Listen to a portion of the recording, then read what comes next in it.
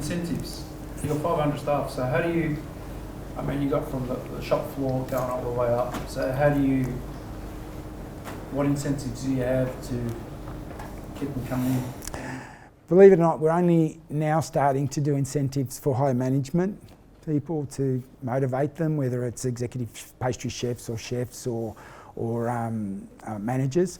But in the past, you know, a lot of the staff, they're paid reasonably well, but you know, they always were pleased to have a good atmosphere to work in, acknowledge that they work hard, and we never really had any issues with that. We always, you know, threw parties for them and did all that sort of thing, and they just had a nice environment. We never had to deal with it. Maybe now we have to look at it a bit more because we're not in touch with them as much. You know, I was in Doncaster yesterday and I saw 3 girls sisters that work for me, you know, that now have 2 kids, and it was just a pleasure to see, and they were so pleased to see me because they grew up in the place, and they created Brunetti for us. You know, it's only relative. It was the staff that really created it, and the pastry chefs. I mean, we've got 30 pastry chefs.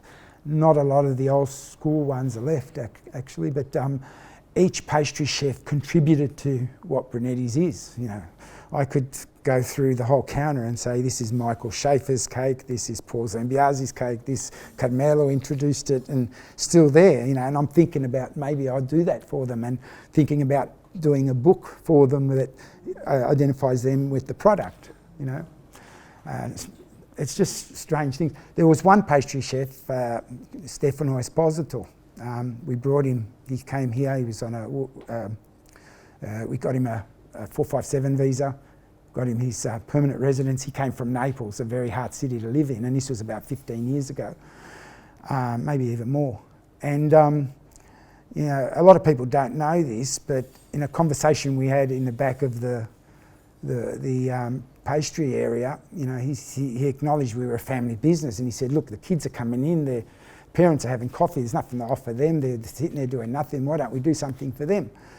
And that's how the baby Chino developed. Wow.